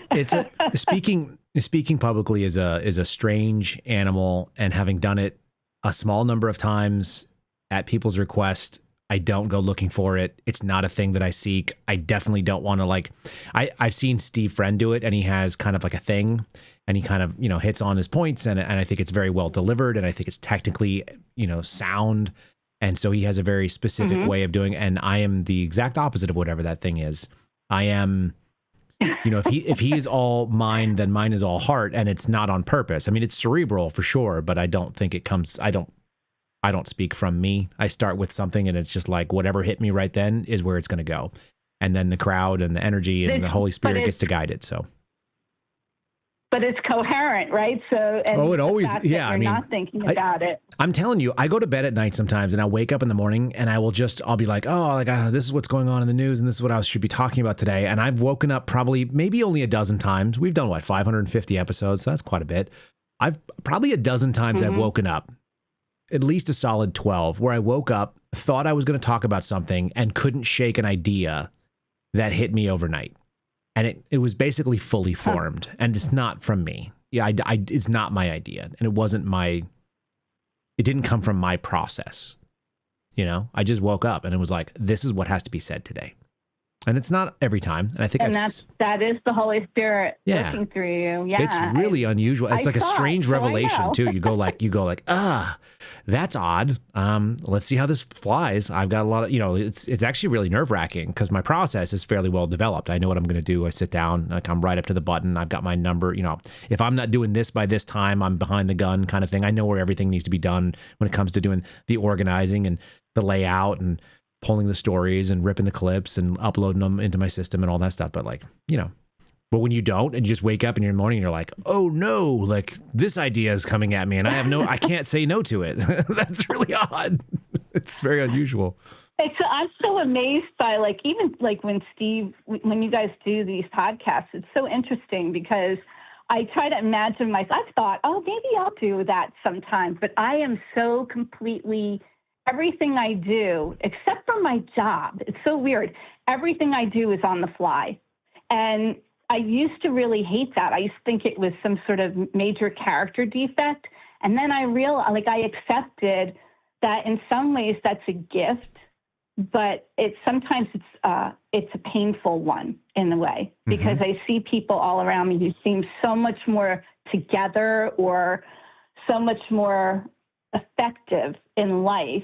But then you think, what does it mean to be effective? I might not be a doer per se, but I have a gift of compassion, and sometimes too much, as you know, picking up debit cards and giving them to illegal aliens. Yeah, why not? Not a good idea. I think all of us have this instinct. We're always trying to figure out how do we keep score? And what does it look like to win? And are we winning or are we doing okay? And who's deciding to measure all these things? At the end of the day, sometimes this is one of those gratitude meditations that I regularly try to do. Because there's a lot of things that I would like to have that I don't have, like everybody else. And there's a lot of things that I have that are probably more than I deserve. There's a expression, you've probably heard the Southern expression, but you ask somebody how you doing and they say better than I deserve. And you're like, well, so you're breaking up a little bit. How about now? Better? You're breaking up a little bit. Yes, so far. You sounded crystal clear to me, so that's unfortunate. That means my phone line's being lucky you. Yeah. So the issue is there are things that I have that I are probably better than I deserve, But how do you decide what those things look like? And so you break it down to the lowest things, the lowest denominator out there, and you can't compare it against anything else. You're like, am I safe? That's pretty good. I had a guy do this actually in counseling. I had an adjunct counseling session when I was leaving the military, and he got on my case about something, and he was like, what are you mad about? And I was like, I'm mad about everything. and I was like, and I was pissed about freaking everything. I mean, I was lit up. And he goes, you're mad at your command? And I go, yeah. And he goes, did they take your food? Are you starving? And I go, no. And he goes, they're letting you go to the chow hall? And I go, yeah. And I go, well, shit, okay. And then he goes, but they're making you sleep outside, right? And I go, no, I get to sleep in a room. And he's like, you get to sleep inside? And I go, yeah. And he goes, okay. Well, they must be effing with your money then, right? And I go, what? And he goes, are they docking your pay? And I go, no, I get paid. And he was like, oh, okay. He's like, so they're screwing with your woman. And I was like, my woman? And he was like, yeah, they screw with your girlfriend, your wife, whatever. I go, no, I don't think so. I think we're okay. And he goes, what the hell are you complaining about? I went like, oh yeah, I don't know. He goes, can you do hard shit or not? And I was like, I can. And he was like, how long do you have till you separate from the military? I go, like 3 months. And he was like, suck it the hell up, buttercup. And I was like, oh yeah, good idea. I can just, sometimes we just need to be readjusted, right? Because my buddy Phil actually sends me these all the time. He'll send me these monikers, and it's like some evangelical preacher, and he goes, Lord, I see what you've done for other people, and I wish that you would do that for me too. Right? But that's not for us. But that's what our instinct is. Our instinct is because we want what other people have because that's what you say. I feel blessed, listen, I joke about it, but growing up, I lived in an apartment with my mom and my 2 sisters. And we were, it was do we keep the lights on or do we eat this week? Yeah. You know, and I mean, it was no bueno. Put That's it that that's way. actually existential. That's a real existential crisis, not the nonsense the lefties talk about with the climate. Well, and you know what? And now I wish my mom. I wish my mom was here because, you know, I have what we call first world problems, right? Oh, I have 2 houses, and I got to move my shit from one place to another, and right. Oh my God, like it's so awful. But you know what? Yeah, I do have a roof over my head. I am comfortable, and you know what I'm going to say. The only thing missing in my life is what? A man. Yeah, warrior. That's what's missing. Yeah. And it's me. It must be me. It's the common thread, right? But that doesn't have to be a negative thing. That just is something that we acknowledge. Like we all have things that we got to figure out and we're all working on. And so, or that's something that you thought you were supposed to have, because how many of us think we're supposed to have something and we're not supposed to have it? Yeah, it would just suck though if I got this far in life and didn't have somebody to really share it with. I think that's I want it for you too. And usually I was saying the same thing. Like the most times that I see people the most worried about these, anything, whatever it is, the most thing that you are the most worried about is the thing that you probably have the least control over on your own end. There's a very little bit of it that you can actually control. So what in the hell are you worrying about? You know, that's what it really comes down to. And that is almost impossible to deal with as anybody who goes out and tries to affect change and create things for themselves in the world, because it's antithetical to everything. That's what Christianity is about. It's about surrendering to the one thing that you think that you should be able to control, and you can't. And you just it's so hard to say, that's the prayer for discernment. That's the discernment prayer, right? To be able to change the things that you can. Also, it's but to accept the things you can't, and the discernment to know the difference. Right? That's the hardest part. Is the last part. It's the wisdom to know the difference, and that's where we all struggle. I'm gonna drop something else on you, because my wife and I talked about this before dinner.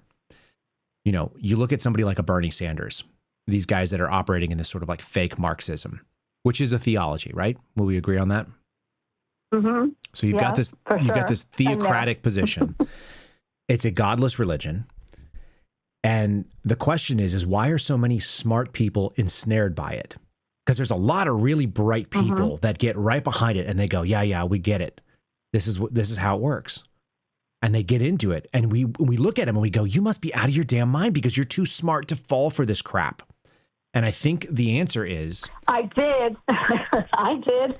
I mean, a lot of really bright people do, and people that I would otherwise respect looking at them. And here's something that I think I don't know if this is true, but it's something that my wife and I were trying to rationalize because we deal with it in our own family.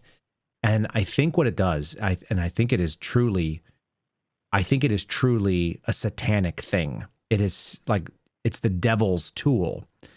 It takes all the good things about Christianity, the empathy, the focus on others, right?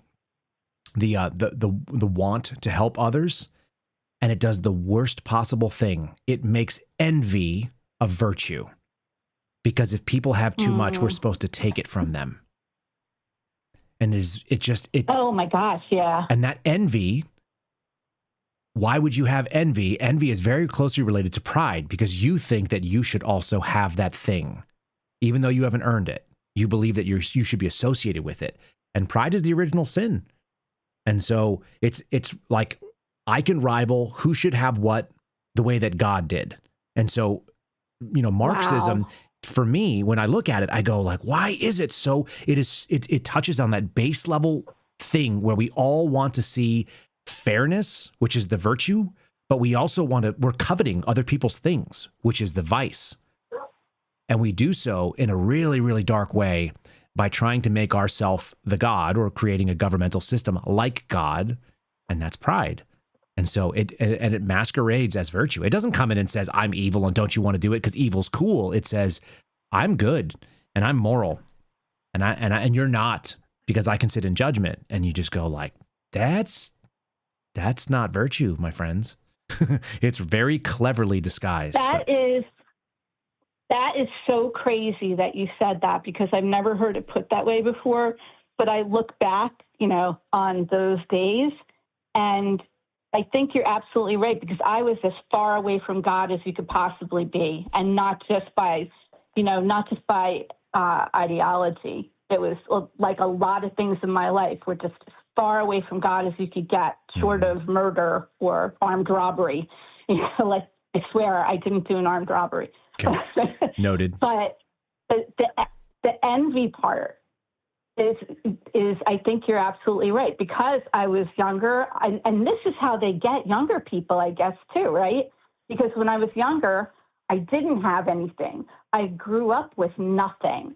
And my mom had a visceral hatred, I'm going to say, for rich people. Right. And I think I took that with me. And I do think, it was envy on her part, but not envy with malice. I think she just felt like she wished that she had more to offer us. And I think that's where the envy came from. But plus, she was Depression era kid, so I think there's some of that. Sure. But it transferred to me, not to say that I'm guiltless, but it transferred to me. And then when I found that tribe in college, that led me to all, godlessness and envy. I can't believe you said that. That is so, Kyle is always right. Anybody? That is so cool. I don't know that it's right. This is today's old rep. This was a discussion of like, why? Because it's such a hard question. We play Bernie Sanders, we play AOC on the podcast in the morning, and it's like, I think they're relevant because smart people listen and they think like that. They're kind of like, Bernie's like a smart version of it. I think AOC is a dumb version of it, but they're both able to squeeze it to people, and folks say, yes, the thing you're saying, it resonates with me.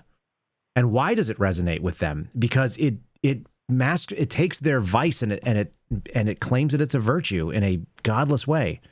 I think that's, misplaced, yeah, the misplaced compassion that you mentioned too, right? So I really believe that by taking from, I never saw it as something that people earned, right? So I never saw it, and so there was that hatred for capitalism. Well, listen, Obama used to say the same thing, right? Like, you didn't build that. That's why I voted for him twice.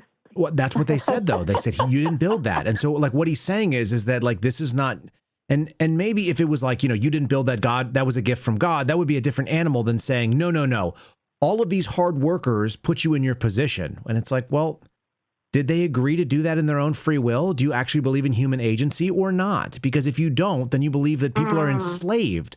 And that means you're taking agency from them. And that makes you something else than, the way I believe.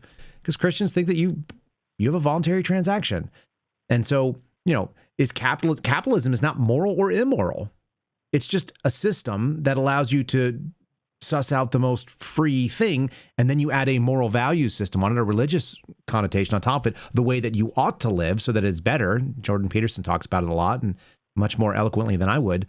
But if you wanted to look at the various ways in which you are benefiting yourself, your family, your community, your society, and then all those people throughout time, near and far, then the best ways you do it is that you're looking out for yourself and others. It's like game theory type stuff. But to take away the agency that those people didn't have a choice and you've taken from them with your success, when you look at people that look on the hard left, I find that they are almost always sort of zero-sum game looking people. They really think that there's a winner and there's a loser, and we can't all just be, we can't all win for what we have. There are some people that are just, they are not given a lot of brains, and we've met them. And some of them are actually diagnosable as mentally retarded. And so they are, they have a sub 70 IQ. And so winning for them doesn't look the same as winning for me or you, maybe. Like, winning for them is meeting their basic needs and people not hurting them, and then being able to, smile and eat and have simple pleasures. And it's like, they don't have the sophistication of going to the opera. It wouldn't do anything for them, maybe. Okay. And maybe you need to have fine art in your life, but winning is not the same for all people. And to act like it is, then when you see the leftists do it, it's because they've really done something ugly. They've just turned envy into a virtue, in my opinion. And so that's where I'm living with it right now. And contorting compassion. And I don't think, right. speaking from as someone who's been on that side of it, I think that I really believed that I was doing the right thing for people. Mm-hmm. But like the way you're saying this now, I'm realizing, yeah, I mean, the devil doesn't come at you straight on. No, never. That's why it's so dark, and that's why it's so effective, you know? I mean, nobody thinks of themselves as the villain in their own. Very rarely do you find those people. I mean, we've all probably met one or two people who's like, no, you know, like I'm the real bad guy. Generally, I find that people think that they're the hero of their story, especially when they're the villain in the story. Well, we had an experience at our little pool here, and this is just another one of those little moments where there was a guy that walked up, and he didn't have a key fob to get into the pool. And he yelled at my wife, and I wasn't paying attention. And this is a failure on my mind because it's my job to be that, you know, confrontational guy. So she walked over there. She was closer anyway. And he just goes, hey, can you let me in the gate? And she was like, do you not have your key fob? And he was like, are you going to make me go get my key fob? And the answer is he didn't have one. Like, I know he's full of shit, right? And you know he's full of shit. He doesn't have a key fob. He just showed up there to use the pool. And it's not his pool, and he doesn't pay for it. He's going to react like that, clearly, right? Right, but you're bullying people, and that guy probably doesn't think of himself. Like, I bet he believes his own bullshit so much that he actually was incensed that somebody would call him on his own bullshit. Mm-hmm. And when you are that person, like I said, like that's what evil looks like. It's you've convinced yourself that you're right, even when you're wrong, and we've all done it in some way, shape, or form. We've all told a lie, and we've all been incensed that someone called us out for our lie, even though we knew we were lying. We were like, "How dare they? Like, how dare they call me a liar?" And like somewhere like that little Jiminy Cricket that you've squished is like, "But you are a liar, asshole." Like you're lying. That's why they did that. You're not even mad at them for calling you, like for them calling you a liar. You're mad that you're a liar if you're being really honest and you're going to break it down. So in any case, you know, always turning, evil never comes at you head on, to at least not to seduce you into it. You know, that's not what seduction looks like. Seduction is not a head on collision. It's insidious. And at this point, with this kind of spiritual sickness, it's like it's running rampant. And I think I'm gonna have to pray on this, or I'd like to hear your idea if you have the time. I don't know. I don't want to take up too much more time. Maybe somebody else wants to call. No, they're all cut off now. They're done. We're done with them. We're done with everybody else. They're all eavesdroppers. Lori, now they're all eavesdroppers. They're just listening to you. So go ahead. Well, I'm going to have to charge them for it. That's right. It's all very good advice. But I guess something I want to think about is why in such great numbers now? Like, why has this spread? I mean, some people say, oh, you know, it was COVID. Some people say it was the vax. Some people say it was, Trump was too divisive the first time around. You know, everybody has these theories, but for me, it's not. I don't even know if it's a combination of all of those things. Mm-hmm. I think there's something. I think some people who said it's a spiritual war. Mm-hmm. I think that might be true. Of course it is. But the problem is it's spread like a wildfire, though, Kyle. Like, why has it spread so fast and so intensely? I think that there are times when people are primed to be moved, and that the it's like every other battle. There are times when things move quickly and territory is lost or won, and there's times when there's static and stalemate and temporary armistice or guns down, ceasefire. I think that we are in an active fighting period. I think that's been pretty obvious for anyone who's feeling like just the amount of anxiety that the average person is walking around with that's paying attention to this stuff. I mean, it's consuming for me. I imagine that people that listen to me probably get at least a taste of that. It is absolutely consuming, and the internet has made it follow us everywhere. It sits in our pocket, and it anytime you want to be part of the information battle and the spiritual war that goes on, you're in it. You can choose. You can phone into it every second. Kind of like they did you remember the movie The Matrix, where they have to go broadcast, and they can broadcast into the Matrix. Then they go fight the machines, right? And they fight in the Matrix. Like, you can jack in at any moment. It takes nothing to upload yourself into the fight, and it's happening everywhere. Mm-hmm. It also takes very little for you to go to a church, it turns out. And like, if you put your phone away and you go and you step into a church for a few minutes, you'll probably have a moment of peace there too. So I'm seeing our chat go back and forth talking about what the enemy looks like. And just for whatever it's worth, Mark Houck always says, he said it to me multiple times now, that the devil is loudest when he's losing. And it does feel pretty loud right now. So. You're the second person to mention that. I heard not about Mark Houck, but someone else had said that to me a couple of weeks ago in a conversation about this. And I am so glad I found a church here, and there was a whole bunch of interesting circumstances that led to that, but I won't take up that time, but it was just a series of, and I'm using stupid air quotes, coincidences. Yeah, sure. That led me to this church. And I also want to mention, if anybody's interested, there's an app. It's totally free. There's no ads, no gimmicks. It's not from China. There's an app. I think if you search for, I think it's Holy Bible. I think if you search for that, and it's so great. It's got like these. It gives you a verse of the day. Then it gives you a video discussion sort of the devotional, and then also just like an opportunity for prayer. And it's really, really great. Like I said, totally free. I don't own any of it, so I'm not. Yeah, what's it called? I'm not like advertising. What's the app called? I think it's called Holy. Sorry, I think it's called Holy Bible, and the developer, or it might say U version. I can send it to, like, I could send it out to a couple of people. Do a locals post on it. You could do a locals post. That's where we throw it up there. Put it as an opening for anybody, and you can. Oh, okay. Just make it a locals post. You can screenshot it if that's something interesting to you. And people can go find it on locals, KyleSerafin.com. They can go look in the regular timeline. So that's what we have it for. That's our message board. I think people would like it. Well, I can't speak for other people. I really enjoy it. It keeps me on the daily. At least I start my day in a good place. By 10 o'clock or so, though, not so much. I think that's all of us, though. I mean, that's me. At any given day, I start, I think I told you guys this early on when I would do this, but like when we were getting into when it was really feeling existential with the federal government situation, it's like every day I go to bed completely defeated and feel like someone beat the living shit out of me. Yeah. And then every morning I still get up and put my feet on the floor. And if if my feet are on the floor and my mind is awake, I might as well get to fighting.